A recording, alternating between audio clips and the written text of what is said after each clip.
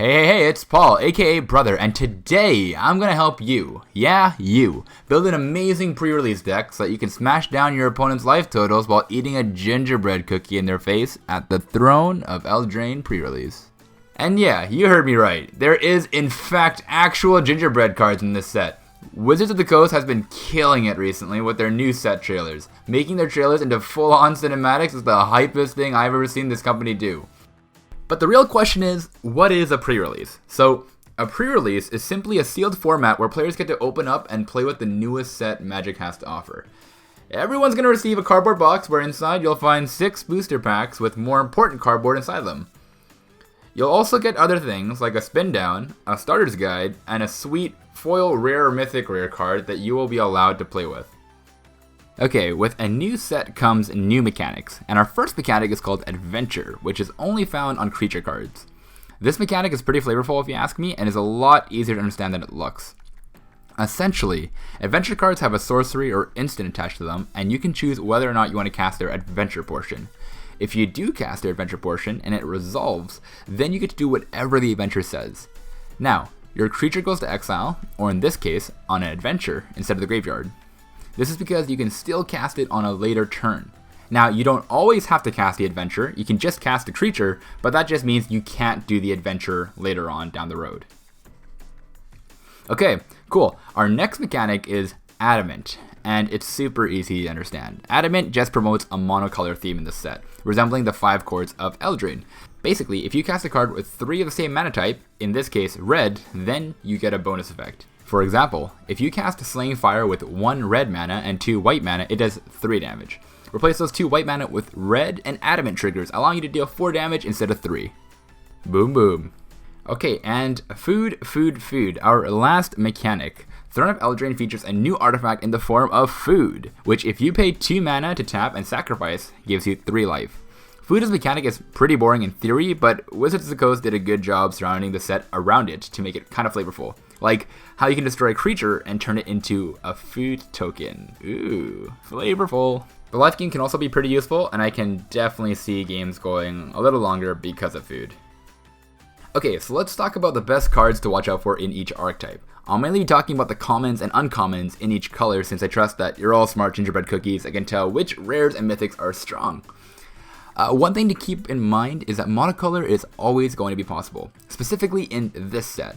However, I wouldn't recommend forcing a monocolor deck, especially at pre-release, unless you're sure that you have enough good payoff cards for doing so. Also, with a mechanic like Adamant being prevalent and limited choices for color fixing, I would recommend staying away from 3 colors and sticking to just 1 to 2 color decks. So blue-red is all about drawing your second card in a turn, as many cards have bonus effects and triggers when you do so. This color pair is pretty flexible, and I think will be a really fun deck to play. The payoffs you're really looking for are Fairy Vandal, Ironcrag, Pyromancer, Improbable Alliance, and Mad Ratter. Some other cards that help support this color pair is Lock Dragon, Bloodhaze Wolverine, Steelgrace Griffin, Merchant of the Veil, and just cards that will help you fill up your hand. So, white-blue is all about flyers with bonus effects if you control artifacts and enchantments. Many cards get bonuses if you control one, and a bonus effect if you control both. Shinecaster is one of the strongest uncommons in the set, and will actually be one of the strongest cards that help push this color pair. Some other payoffs you want to be looking for are Animating Fairy, Dance of the Mans, and Workshop Elders. Some enablers that help push white-blue are Arcanist Owl, Trapped in the Tower, Frogify, Witching Well, Shattling Suit, and just overall blue-white flyers. This is going to be cards like Fairy Guidemother, Art of Veil Tactician, and Tome Rider. Now, remember when we talked about the food mechanic? Well, black-green is the best color combination for food strategies and payoffs. Many cards in this color pair involve sacrificing food to receive extra effects and bonuses. Savvy Hunter is a great card that just provides immense value if you're able to keep it on the board. Some other payoffs include Bognaughty and Tempting Witch, which can turn your food tokens into ways to deal with the enemy's board and just deal damage directly to their face. And some other cards you might be looking out for are Witch's Oven, Bake into the Oven, Deathless Knight, Marrowleaf Rider, and Insatiable Appetite. Just be sure that with this color pair that you have a way to close out the game and not just ways to create food tokens. So red-white is all about knights going wide. This color pair has knights and goblin knights with many ways to pump them up and push through damage. This color pair also wants to play as many knights as possible, as early as possible, and force through damage as much as possible.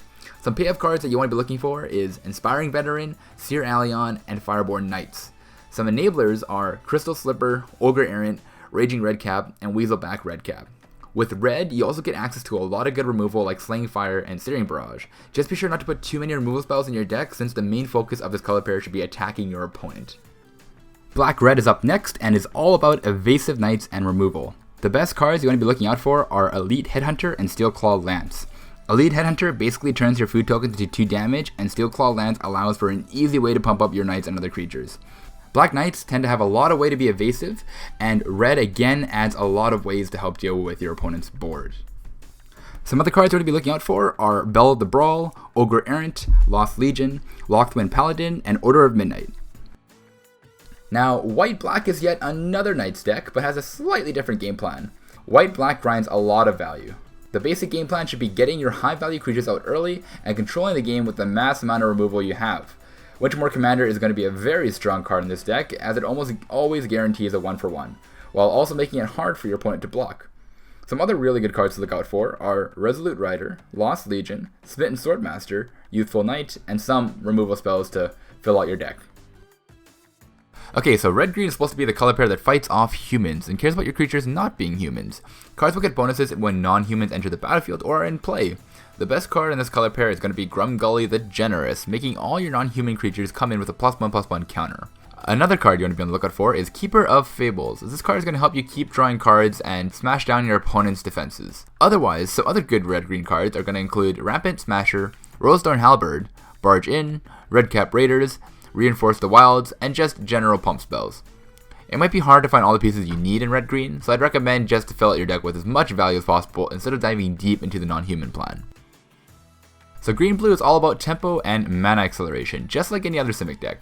Some key Simic cards are going to be Marrowleaf Pixie to help you ramp in the early game and chip in some damage, alongside Thunderous Snapper. The Snapper is going to push you way ahead in the late game, so just be sure if you plan on going the Simic route that you pick up some big creatures on the way.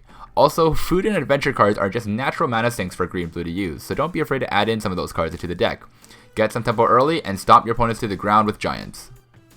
So green-white is going to be the adventure color pair, as most of the good adventure payoffs are going to be in green and white.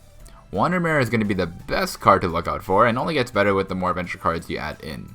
Also, adventure is going to be awesome, as it gives green-white so many options while playing.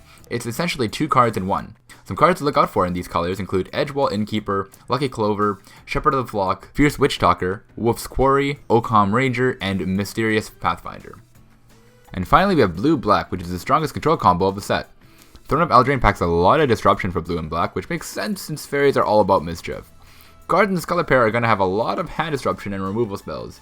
They also have a lot of good graveyard synergies as well, that either involve milling your opponent or milling yourself. Remember that in a sealed pre-release, games tend to go a little longer than drafts, so being able to mill out your opponent is a legit strategy. Some good cards include So Tiny, Forever Young, Covetous Urge, and John the Lock. Okay, so looking back at the mechanics of the set and what each color pair excels at, here are my rankings. I'm first going to rank the colors individually, then rank the archetypes. In A tier, we have red and black. These two colors are very flexible in their card choices and also have a lot of answer to problematic creatures. In B tier, we have green, since again, they're a flexible color and have a lot of good adventure and food synergies. The only thing is that we haven't seen much data yet, and we don't know how good food and adventure cards are compared to all the other cards. If they turn out to be really good, then I could see green moving up to A tier. In the C tier, we have blue and white, and white benefits from having a lot of good flyers, but doesn't have too many strong ways to close out the game. And blue has a lot of good tempo and card draw, but they seem to be lacking in the creature department compared to the other colors of the set. For color pairs, joining the A tier is all the knight color pairs. There are just so many knights to choose from in the set, and it's a very flexible choice overall. The creatures themselves in knights also look to be strong on their own, so for that, they get to join A tier. Green-black also looks like a really good color pair, and if it has the right cards, I can see the color pair outgrinding any other deck. In B tier, we have blue-green, red-green, and white-blue. These 3 color pairings require a little more work to require a good deck out of, but have really good standalone cards that help push your deck to victory. And finally, in C tier, I've put white-green, blue-black, and blue-red. I think these 3 color pairs are going to be the hardest to build, mainly because I think they require the right cards in order to pull ahead. You really have to make sure if you plan on going these colors, you have to have good payoff cards, or else you're going to fall behind. Again, we are talking about pre-release, and in pre-release, you don't always get the cards that you want. So again, this is just a guide, and you have to look at your card pool to see where the best colors lie. If it happens to be monocolor, go for it.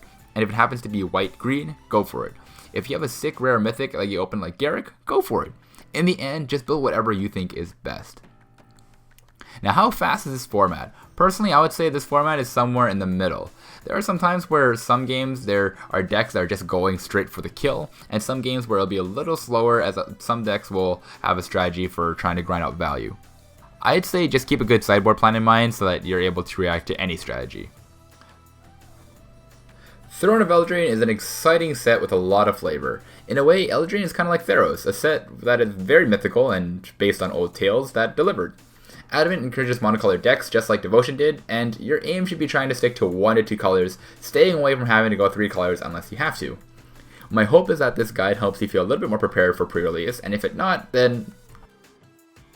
But please just remember that this is just a guide, and that all the cards are super new, and things could change as players start finding out which synergies actually work best in the long run. All in all, pre-release should just be played for fun, and just for playing Magic for the sake of Magic, through the new cards and new artwork. Anyways, I know I'll be enjoying the new Throne of Eldraine pre-release, and I hope you do too. Thanks again for watching. This is Brother signing out. Peace.